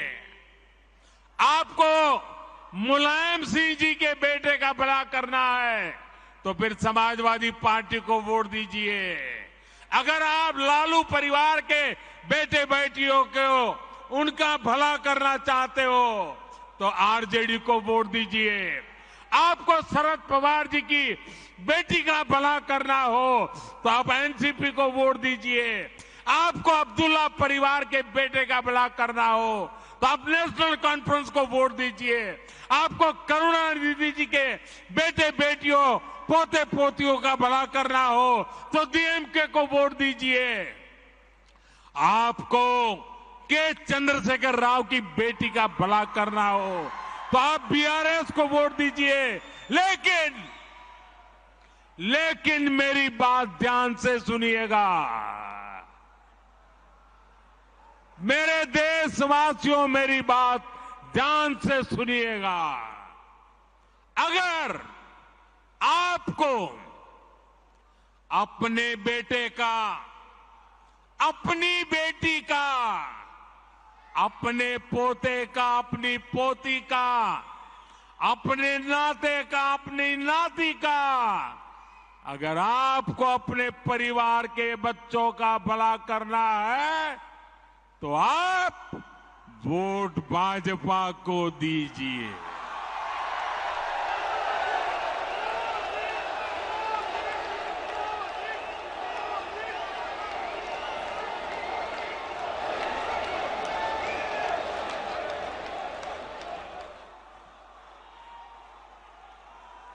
क्षमा करना दोस्तों, मेरा जवाब जरा लंबा हो गया, लेकिन और एक सवाल पर हम चलते हैं आगे। कौन सवाल है अब? अगला प्रश्न सभागृह में राजस्थान राज्य से पधारे कार्यकर्ता श्री रचित कछवा। सादर वंदे विश्व नायक जी। मैं वीर भूमि राजस्थान की हृदय स्थली अजमेर और ब्रह्मानगरी अजमेर के उत्तर विधानसभा क्षेत्र के बजरंग मंडल के 108 क्रमांक बूथ से आया हूं। मेरा एक सवाल है कि हमारी बहुत सारी योजनाएं हैं जिसमें बचत की बात कही गई है, लेकिन हम बूथों पर जाकर के ये कैसे लोगों को समझाएं कि ये भाजपा की योजनाओं के कारण उनके घरों में इतनी सारी बचत हुई है, हमारी सरकारों के कारण ही उनको इतनी सारी बचत मिल पा रही है। ये हम बूथों पर जाकर के कैसे समझाएं माननीय प्रधानमंत्री जी? ये बहुत ही अच्छा सवाल आपने पूछा है। ये मेरे सभी जो वीसी पर भी कार्यकर्ता बैठे हैं, उनको भी ये जवाब बहुत काम आएगा, आप लोगों को भी बहुत काम आएगा। और इसलिए मैं इस सवाल को थोड़ा ढंग से समझाना चाहता हूं आपको। देखिए, आज भारत दुनिया के उन देशों में है जहां विकास तेजी से हो रहा है और महंगाई दर नियंत्रण में है। आप कल्पना कर सकते हैं कि कोरोना के बाद दुनिया के कितने ही देश हैं जहां महंगाई ने सारे रिकॉर्ड तोड़ दिए हैं। उन देशों में गरीब हो, मध्यम वर्ग हो, आज महंगाई की वजह से हाहाकार मचा हुआ है। आप हमारे पड़ोस में ही देखें तो पाकिस्तान में महंगाई दर कितनी है? 38% से ज्यादा महंगाई है, 38%। श्रीलंका में महंगाई दर कितनी है? 25% से ज्यादा है। बांग्लादेश में महंगाई कितनी है? 10% के आसपास है। और भारत में महंगाई का दर कितना है? 5% से भी कम है। यानी कोरोना के बावजूद, इतने समय से चले जा रहे युद्ध के बावजूद भारत में हमने महंगाई को बेकाबू नहीं होने दिया है। और आपने ये बात बहुत अच्छी कही कि भाजपा सरकार का जोर तो लोगों को ज्यादा से ज्यादा बचत कराने पर है। अब जैसे मोबाइल डेटा का उदाहरण ले, ये आपको काम आएगा जरा। ये जो मोबाइल डेटा है ना, आप कभी यूट्यूब दिखना फलाना करते होंगे तो आपको जरा ध्यान करेगा। आज हर भारतीय हर महीने करीब करीब एवरेज करीब 20 जीबी डेटा इस्तेमाल करता है। आप मोबाइल फोन का उपयोग करते हैं, 20 जीबी डेटा। अगर 2014 से पहले जब हमारे देश में कांग्रेस की सरकार थी, उस समय 1 जीबी डेटा अगर आप उपयोग करते थे तो उसकी कीमत लगती थी 300 रुपया, करीब 300 रुपया। उस हिसाब से अगर आज आप देखते तो आपका मोबाइल का बिल हर महीने कम से कम 6,000 रुपया महीने आता। अगर 2014 वाली कांग्रेस की सरकार के हिसाब से देखें तो आज मोबाइल का फोन एवरेज आपका 6,000 रुपया आता। लेकिन भाजपा सरकार ने डेटा को गरीब के लिए बिल्कुल सस्ता कर दिया है। इसलिए अब आपका मोबाइल 20 जीबी डेटा के लिए उसको कितना देना पड़ता है? मुश्किल से 200-300 रुपया देना पड़ता है। मतलब कि आपका करीब 5,000 रुपया हर महीने बच रहा है। जिसके भी पास मोबाइल है करीब 5,000 रुपया बच रहा है। आप गांव के लोगों को समझा सकते हैं कि मोदी सरकार होने का मतलब क्या होता है। एक और उदाहरण देता हूं मैं आपको, एलईडी बल्ब का। जब कांग्रेस के समय के ये जो लट्टू होते ना, ये एलईडी बल्ब 300-400 रुपये में बिकता था। 300-400 रुपया। आज बीजेपी सरकार में एलईडी बल्ब की कीमत हो गई 50-60 रुपया। कहां 300-400 और कहां 50-60। और बीते वर्षों में जो करीब 40 करोड़ सस्ते एलईडी बल्ब दिए गए, उसकी वजह से गरीब और मध्यम वर्ग का हर साल जो बिजली का बिल था वो करीब 20,000 करोड़ रुपया कम हुआ है। ये 20,000 करोड़ रुपया लोगों के जेब में कहीं न कहीं बचा है। किसी का 100, किसी का 200, किसी का 500। आपने प्रधानमंत्री भारतीय जन औषधि परियोजना यानी पीएम बीजेपी के बारे में भी सुना होगा। अब दवाई की दुकानें, जन औषधि दुकानें देखा होगा आपने। आप पोलिंग बूथ में जाइए ना, लोगों को जरूर है जन औषधि दुकान वाला जरूर बताना।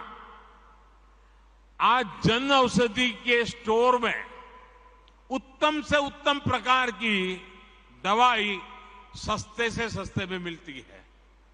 इस स्टोर की वजह से गरीब का करीब 20,000 करोड़ रुपया बचा है। अगर एक परिवार में 60, 70, 80 साल के बुजुर्ग है और डायबिटीज है, अगर उनको महीने में 2,000 की दवा लगती है तो जन औषधि केंद्र में 100-150 रुपये में दवाई मिल जाती है और उनका महीना भर निकल जाता है। ये लोगों का पैसा बचाने का भाजपा का ये तरीका है। दोस्तों, आपके बूथ में ऐसे भी बहुत लोग होंगे जिन्होंने आयुष्मान भारत योजना का लाभ लिया है। आयुष्मान भारत योजना से गरीबों को अस्पताल में 5 लाख रुपए तक के मुफ्त इलाज की सुविधा मिलती है। इस योजना की वजह से करीब 5 करोड़ लोगों ने अस्पताल में भर्ती होने के बाद अपना इलाज कराया और 1 पैसे का खर्च नहीं हुआ है। अगर आयुष्मान भारत योजना नहीं होती तो इन गरीबों को अपने इलाज में 80,000 करोड़ रुपए से ज्यादा खर्च करना पड़ता। अभी 80,000 करोड़ बचा कि नहीं बचा? ये गरीब का भला हुआ कि नहीं हुआ? ये मध्यम वर्ग के परिवार का भला हुआ कि नहीं हुआ? साथियों, गरीबों की सेवा का ये भाव, गरीब की जेब की चिंता, भाजपा हर पल उनकी मदद में खड़ा रहता है और यही भाजपा की पहचान है। लेकिन विपक्ष की पार्टियां कैसे गरीब और मध्यम वर्ग की जेब काट रही है, ये भी देश के लोगों को बताना चाहता हूं। ये विपक्षी लोग पेट्रोल की कीमतों पर बहुत हाय तौबा मचाते हैं। देश के लोगों को राहत देने के लिए केंद्र सरकार ने 2 साल में 2 बार एक्साइज ड्यूटी कम की है। लेकिन ज्यादातर राज्यों में जहां बीजेपी सरकार नहीं है, वहां इन राजनीतिक दलों ने इस कटौती का लाभ जनता में ट्रांसफर नहीं किया है। इन राज्यों ने अपने स्टेट का वेट बढ़ाकर जनता से वसूली का अभियान चालू रखा है।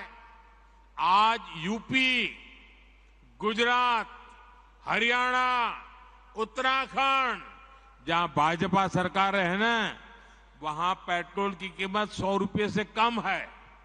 लेकिन बिहार में पेट्रोल 107 रुपया, राजस्थान में 108, तेलंगाना में 109, केरला में 110। क्यों भाई? इन राज्यों में जिन दलों की सरकारें हैं वो जनता के साथ, गरीब और मध्यम वर्ग के साथ विश्वासघात कर रहे हैं। साथियों, इन राज्यों के बूथ कार्यकर्ताओं को ये सच्चाई अपने बूथ के लोगों के सामने बार बार उजागर करनी चाहिए। पेट्रोल स्टेशन पे जाके खड़े होकर के पर्चे बांटने चाहिए। देखिए, गुजरात में इतने में मिलता है, यूपी में इतने में मिलता है, भाजपा राज्य में इतने में मिलता है, ये केरल में इतने में मिलता है, तेलंगाना में इतने में मिलता है, बिहार में इतने में मिलता है। तो लोग चौंक जाएंगे क्या हो रहा है। और इसलिए चीजों की जानकारियों के साथ आप जितना बताएंगे उतनी आपकी सच्चाई पर लोगों का विश्वास बढ़ेगा। भाइयों, आइए एक और सवाल के लिए आगे बढ़ते हैं।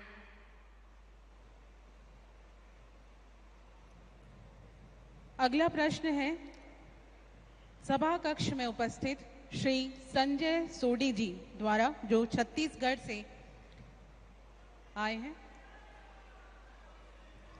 हाँ, बोलिए।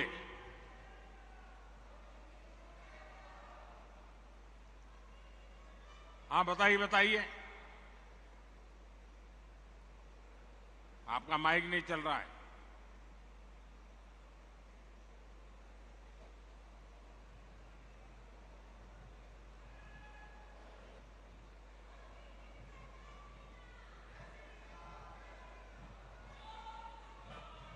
भारत माता की, भारत माता की। हाँ बताइए जी।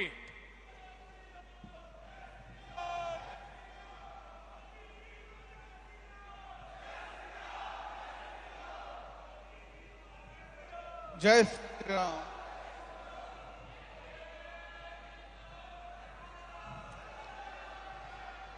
हाँ बोलिए बोलिए।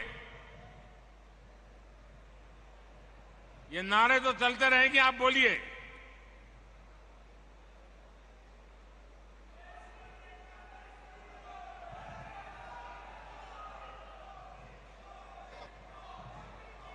आप शांत रहिए, उनकी आवाज आ रही है, जरा शांत रहिए आप। हाँ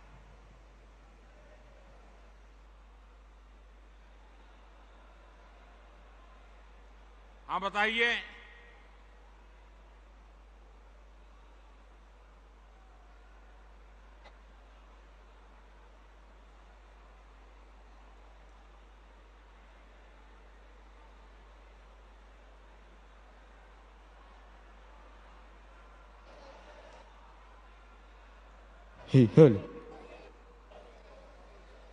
हाँ हाँ सुनाई दे रहा है, बताइए क्या हो रहा है। हाँ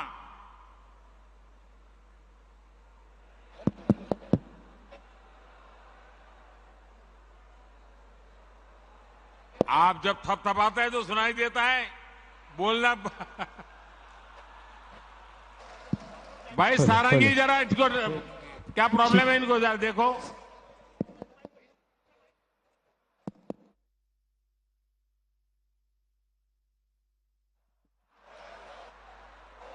माइक।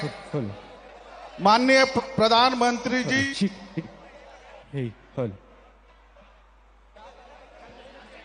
आपकी आवाज सुनाई दे रही है, आप सब कुछ गड़बड़ किए बिना बोलना शुरू करो।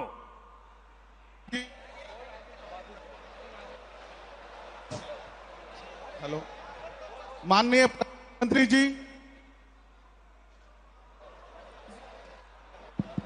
Mic problem. माइक। माननीय प्रधानमंत्री जी, जिलों की नगरी भोपाल में आपका स्वागत है, वंदन है, अभिनंदन है।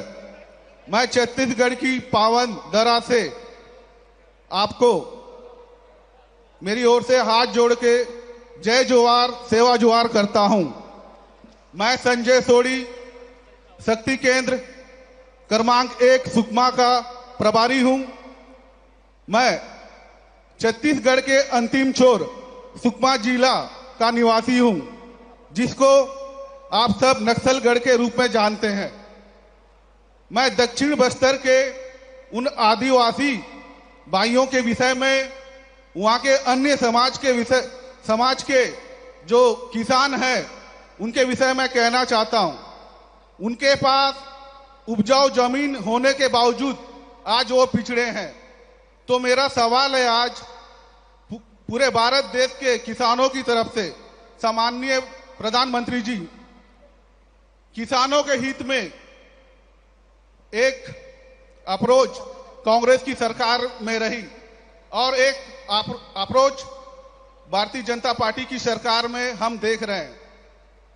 इस अंतर को हम सामान्य जनों को, आम जनों को कैसे बता सकते हैं और उन्हें कैसे समझा सकते हैं? बहुत बहुत धन्यवाद। आपने किसानों का विषय लिया, अच्छा किया, क्योंकि मैं कब से बात कर रहा था, शायद ये विषय छूट जाता अगर आप न पूछते तो। देखिए, आज जरा पहले का अनुभव याद कीजिए, किसानों के साथ क्या होता था। कांग्रेस की सरकारों के दौरान सूखा पड़ता था तो परेशानी किसान की होती थी, बाढ़ आती थी तो किसान की सूद लेने वाला कोई नहीं होता था, किसान के नाम पर मदद को बिचौलिए खा जाते थे। कांग्रेस की एक ही नीति थी, पहले किसानों को संकट में पड़ने दो और फिर कर्ज माफी के नाम पर झूठ बोलकर वोट की फसल काटो। ये उनका तरीका रहता था। आपने 10 साल में कांग्रेस ने कुछ हजार करोड़ रुपए की कर्ज माफी का ऐलान किया, लेकिन असली किसानों ने को ये लाभ कभी पहुंचा ही नहीं। आप जाकर के देख लेना, इतनी सारी, कभी कभी तो 10 दिन में करेंगे, 100 दिन में करेंगे, कभी नहीं किया। क्योंकि ज्यादातर जो छोटे किसान होते हैं उनका तो बैंक में खाता भी नहीं होता है और वो तो साहूकार के पास से और लोगों से पैसे लेकर के अपनी बेचारे की गाड़ी चलाते हैं और इसलिए ये कर्ज माफी के नाम पर राजनीति करते थे, देते नहीं थे और छोटे किसान को तो नसीब ही नहीं होता था। लेकिन भाजपा सरकार आज पीएम किसान सम्मान निधि से सीधा पैसा किसान के बैंक खाते में भेज रही है। इससे छोटे से छोटा किसान भी लाभान्वित हो रहा है। अभी तक इसके तहत आपको आंकड़ा याद रखना चाहिए, 2.25 लाख करोड़ रुपए। कितने? 2.25 लाख करोड़ रुपए। कितने? 2.25 लाख करोड़ रुपए किसानों के खाते में जमा हो चुके हैं और वो भी करीब करीब 11 करोड़ किसान इस स्कीम के लाभार्थी हैं। साथियों, भाजपा की सरकार ने किसानों पर महंगे यूरिया, महंगे फर्टिलाइजर का बोझ भी नहीं पड़ने दिया। इसके लिए सरकार ने 2 लाख करोड़ रुपए से अधिक खर्च किया ताकि किसान को फर्टिलाइजर सस्ता मिले। आप में जरा आंकड़े याद रखना, आज अमेरिका में यूरिया की अगर 50 किलो की बैग है तो कीमत है 3,000 रुपये। ब्राजील में उसी बोरे की कीमत है 3,500 रुपये। चीन में इसकी कीमत है 2,100 रुपये। हमारे पड़ोस में बांग्लादेश में कीमत है 700 रुपये। पाकिस्तान में है 800 रुपये। लेकिन भारत के किसानों को वही यूरिया सिर्फ 270 रुपये के भी कम कीमत में मिल रहा है, क्योंकि भारत सरकार वो बोझ उठा रही है। देखिए, मैं आपको श्री अन्न यानी मिलेट्स के भी बात दोहराऊंगा।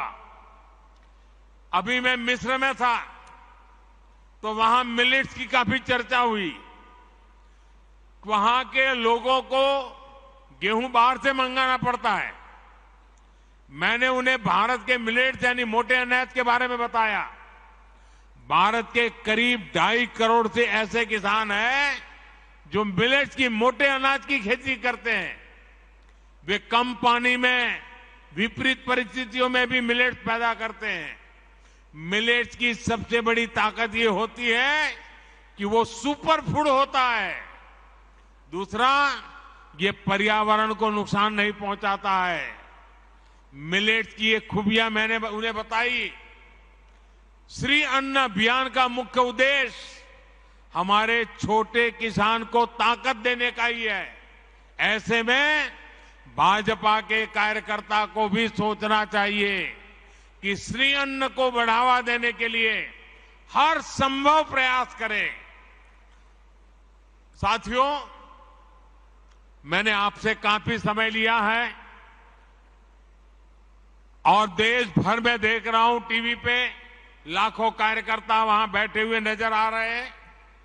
आज हम गर्व से कह सकते हैं कि भारत 9 वर्षों में 10वें नंबर की अर्थव्यवस्था से 5वें नंबर की आर्थिक ताकत बन गया है। लेकिन इसका मतलब क्या है? इसका अर्थ यही है कि बीते 9 वर्षों में भारत और भारतीयों की कमाई बढ़ी है, समृद्धि में हिस्सेदारी बढ़ी है। आज जब हमारा निर्यात रिकॉर्ड स्तर पर है तो उसका लाभ किसानों को भी होता है और रोजगार निर्माण पर भी होता है। आज जब हमारी फैक्ट्रियां, हमारे उद्योग रिकॉर्ड उत्पादन करते हैं, जब रिकॉर्ड विदेशी निवेश आता है तो उसका लाभ भी सबसे अधिक हमारे युवाओं को होता है। ये समय, ये कालखंड भारत के युवा बेटे बेटियों का है। पिछले 9 वर्ष भारत के आत्मविश्वास को लौटाने के थे।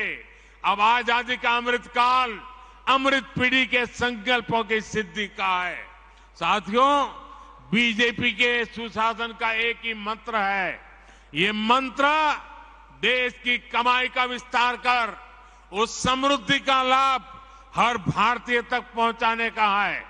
भाजपा एक तरफ देश के संसाधन बढ़ाने की नीति पर चलती है, देश की तरफ हर लाभार्थी तक पहुंचने का ईमानदार प्रयास करती है। इसलिए पिछले 9 वर्षों में देश में लाभार्थियों का एक बड़ा वर्ग तैयार हुआ है। जो पहले वंचित था उसे अब वरीयता मिल रही है। यही तो सच्चा सामाजिक न्याय है, जिसकी कामना पूज्य बापू से लेकर डॉक्टर अंबेडकर और लोहिया जी तक हर महापुरुष ने की थी। हमें इसी रास्ते पर आगे बढ़ना है और हमें बीजेपी का कार्यकर्ता होने के नाते एक और बात को ध्यान रखना है। सीट चाहे कोई भी हो, उम्मीदवार चाहे कोई भी हो, हमारा उम्मीदवार एक ही है। हमारा उम्मीदवार एक ही है और वो उम्मीदवार है कमल। कमल ही हमारा उम्मीदवार है। हमें हर घर कमल से बड़ा कुछ नहीं है। हमारे लिए कमल ही सब कुछ है। जनता को ये भी लगे कि जहां कमल है वहीं पर उसकी समस्याओं का समाधान है। इसलिए हमें कमल के निशान के साथ अपनी पहचान बढ़ानी है। हमें गर्व से कमल के निशान को अपने सीने पर लेकर चलना है। हम अक्सर देखते हैं कि सिर्फ चुनाव के दौरान ही कमल के निशान को बैनर तख्तियों में छपवाया जाता है, लेकिन अब हमें कमल के निशान को हर जगह हर कार्यक्रम में प्रमुखता देनी चाहिए। हमें यह भी देखना है कि कमल से जो जुड़ा है उसकी पहचान सेवा से हो, समाज का हित करने वाले की हो। आज जो यहां से 2,500 से ज्यादा कार्यकर्ता हमारे विस्तारक अलग अलग राज्यों में जा रहे हैं, उन्हें भी इसी का विशेष ध्यान रखना है। ये अभियान आपके लिए एक तपस्या से कम नहीं है। जिस गांव में आप जाएं, वहां के लोगों के साथ, समाज के साथ उन्हीं की तरह जीवन जिए, ना अलग रहें और ना ही अलग दिखें, और अपने आत्मीय संबंध गांव के लोगों से ऐसे बनाएं कि वो आपकी वापसी के लिए आपसे आग्रह करते रहें। जाने के बाद भी आपका संपर्क बना रहना चाहिए, चिट्ठी चपाती चलती रहनी चाहिए। साथियों, मैं आज देश के प्रबुद्ध मतदाता का भी फिर से आभार व्यक्त करना चाहता हूं। आर्थिक हो या सामाजिक, देश आज निर्णायक फैसले इसलिए ले रहा है क्योंकि दशकों बाद देश के लोगों ने एक मजबूत और स्थिर सरकार चुनी है। आज पूरी दुनिया में भारत को लेकर इतनी पॉजिटिविटी इसलिए है क्योंकि यहां एक मजबूत सरकार है। आने वाले 25 साल यानी आजादी के अमृत काल में विकसित भारत के निर्माण के लिए यही स्थिरता, यही मजबूती, यही हमारे लिए आवश्यक है। हमने इसीलिए आगे बढ़ना है। इसी संदेश के साथ हमें बूथ बूथ पर अपने संवाद को आगे बढ़ाना है। इतनी बड़ी तादाद में, इतने शानदार कार्यक्रम में 10 लाख कार्यकर्ताओं के साथ मुझे जो बातचीत करने का, सवाल जवाब करने का अवसर मिला, मेरे लिए ये मेरी विदेश यात्रा की थकान भी आपको मिलकर के उतर गई।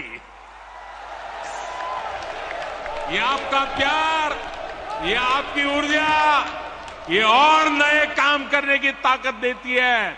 मैं फिर एक बार आपको बहुत बहुत बधाई देता हूं, बहुत बहुत शुभकामनाएं देता हूं। मेरे साथ जोर से बोलिए, भारत माता की, भारत माता की, भारत माता की, वंदे वंदे वंदे वंदे वंदे वंदे वंदे वंदे वंदे